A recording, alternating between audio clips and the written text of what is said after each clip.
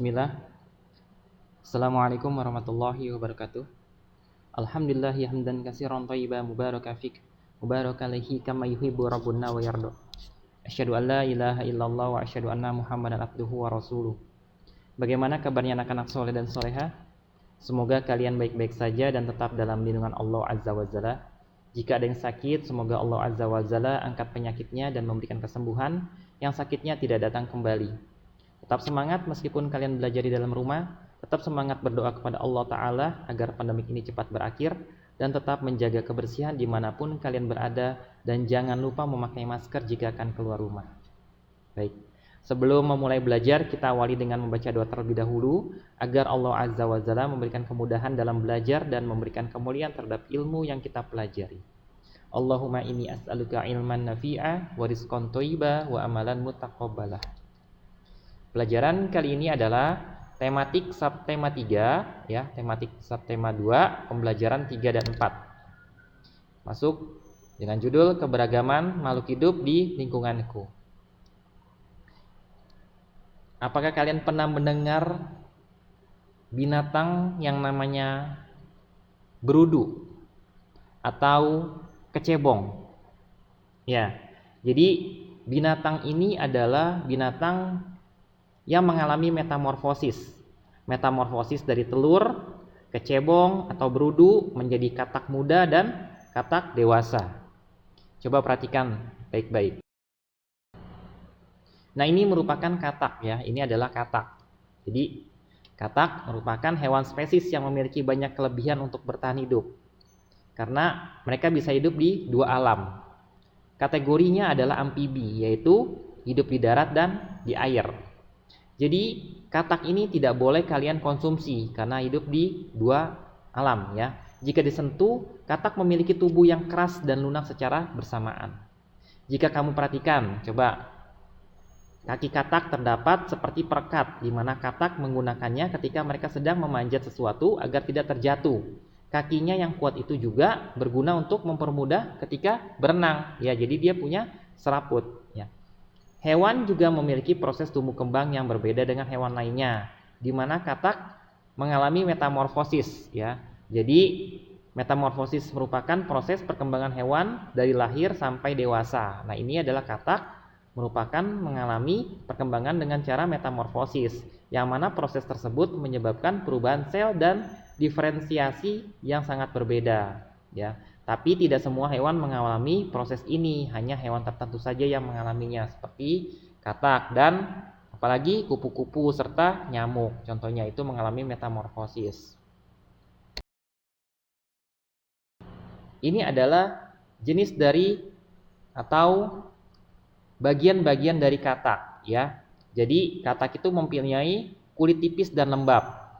Kulit ini selalu basah, dapat berfungsi sebagai alat pernafasan. Ya, katak bernapas dengan kulit. Ya, kulit katak sangat tipis, mengandung kapiler darah dan dilengkapi dengan kelenjar-kelenjar penghasil lendir di bagian demis dan di bawah kulit.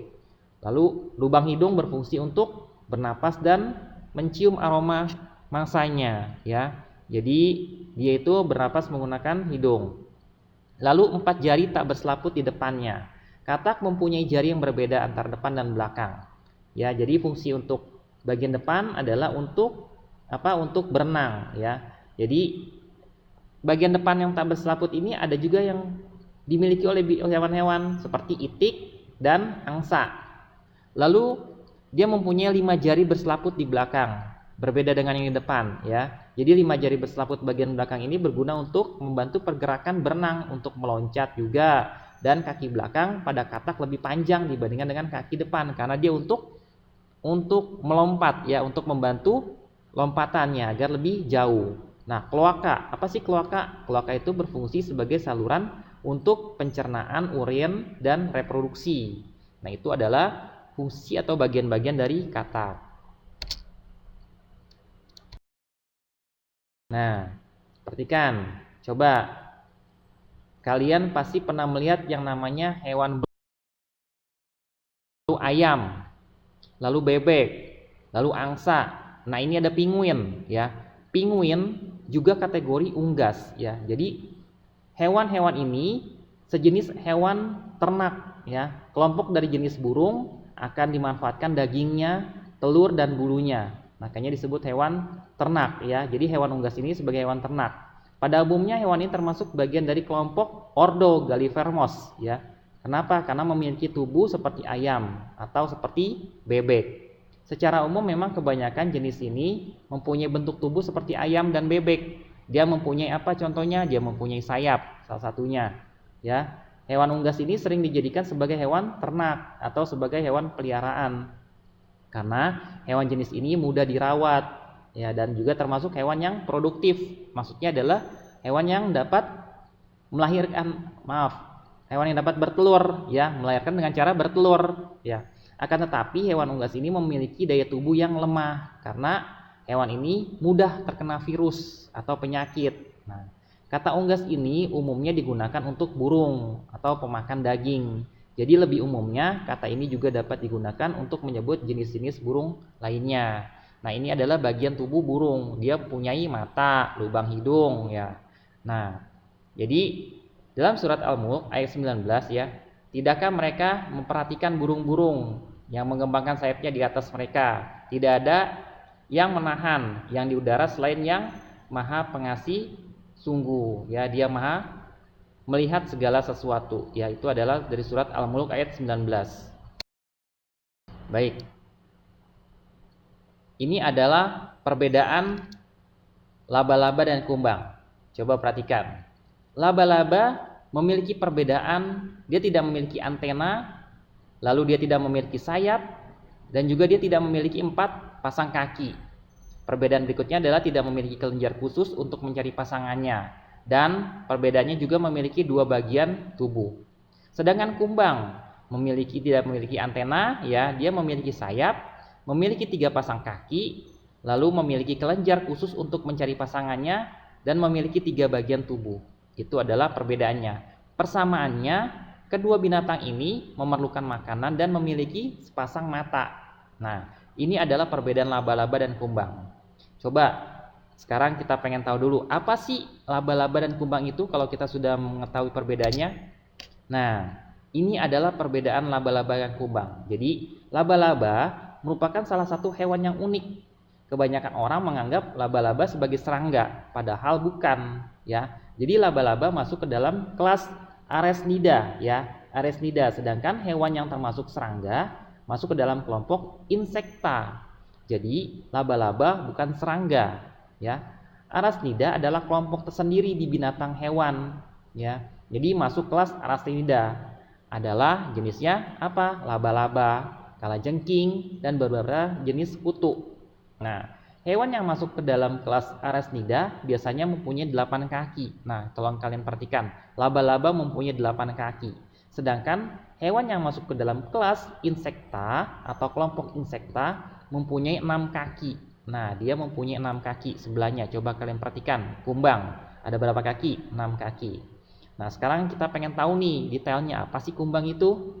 Baik, kumbang adalah sekelompok serangga yang jika keduanya disatukan berarti sayap terselubung ya. Karena kumbang memiliki sayap, tetapi sayapnya itu sangat sulit dilihat kecuali pada saat dia terbang. Berbeda dengan burung, ayam, bebek, itik, nah itu kelihatan sayapnya ya. Karena sebagian besar kumbang memiliki 2 pasang sayap, dia tidak kelihatan sayapnya, tapi pada dasarnya dia mempunyai sayap ya. Beberapa spesies kumbang adalah dengan menghancurkan jaringan hewan dan tumbuhan yang mati. Nah, ini makanannya adalah hewan dan tumbuhan yang mati. Dia juga memakan apa? Bangkai, tapi jenis-jenisnya tertentu. Lalu memakan apa? Sampah. Dan beberapa jenis kumbang dia memakan jamur, lalu memakan bunga dan buah ya.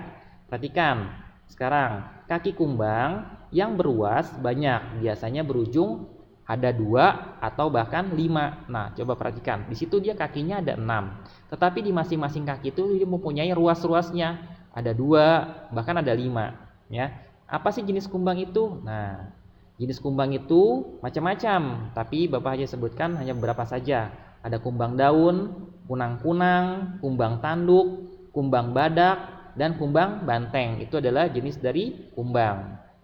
Baik, sekarang kita lanjutkan.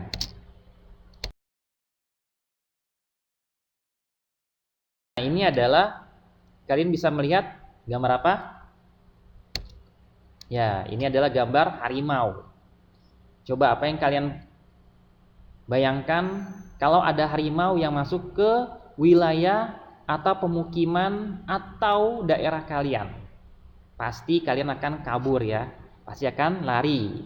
Kenapa? Karena apa? Harimau ini masuk ke dalam wilayah atau daerah penduduk karena harimau ini diganggu oleh siapa? Oleh pemburu ya, pemburu-pemburu liar. Nah, jadi pemburu-pemburu liar ini dia ingin mengambil apa dari hewan ini? Dia ingin mengambil kulitnya. Biasanya kulit hewan ini digunakan sebagai pakaian. Bahkan juga ada juga yang digunakan sebagai bulunya untuk kegiatan upacara adat. Nah, kita sebagai manusia ya, sebagai warga negara Republik Indonesia, kita wajib untuk memelihara atau untuk melindungi hewan-hewan yang berjenis hewan langka ya. Ini adalah kategori hewan langka. Jadi apa yang terjadi jika berburu hewan liar? Nah, perhatikan. Kalau yang terjadi, hewan itu akan langka dan dapat menyebabkan kepunahan ya. Dia dapat menyebabkan kepunahan, lalu mengganggu rantai makanannya. Apabila dia terganggu, dia otomatis makannya bukan saja binatang-binatang kecil yang ada di hutan, tetapi juga dapat dimakan manusia sekelilingnya dan mengganggu ekosistemnya. Yang berikutnya, kerugiannya adalah merugikan bangsa dan negara. Kenapa? Karena hewan ini dapat dijual secara ilegal atau secara tidak resmi ke luar negeri. Karena apabila ia dijual tidak resmi ya ke luar negeri, maka akan merugikan bangsa dan negara. Dan terus maka populasinya akan punah ya, sehingga hewan ini tidak sampai pada saat kita nanti dewasa atau bahkan kita mempunyai anak dan cucu kita ya. Lalu apa hak kita ya? Jadi kita itu bisa melihat hewan-hewan ini di penangkaran seperti kebun binatang atau di Ragunan atau di tempat marga satwa. Nah, itu kita dapat melihat hewan-hewan tersebut ya. Baik, tadi pembahasan singkatnya sudah Bapak jelaskan. Sekarang ada sedikit evaluasi. Nah, perhatikan. Kerjakan di buku paket ya, halaman 69. Ya. Jadi perhatikan buku paketnya halaman 69, tuliskan ciri-ciri hewan yang tadi sudah dijelaskan. Ya. Itu adalah ciri-ciri hewan di tabelnya. Untuk kolom gambar ya, di situ kan ada kolom yang tulisannya gambar, tidak perlu digambar, abaikan saja. Lalu yang kedua, kerjakan halaman 71 ya. Halaman 71 ini ada 9 soal ya. Jawabnya di buku tulis. Ingat, jawabnya di buku tulis. Soal yang ketiga, kerjakan di buku paket ya. Nah, ini soal yang ketiga, kerjakan lagi di buku paket.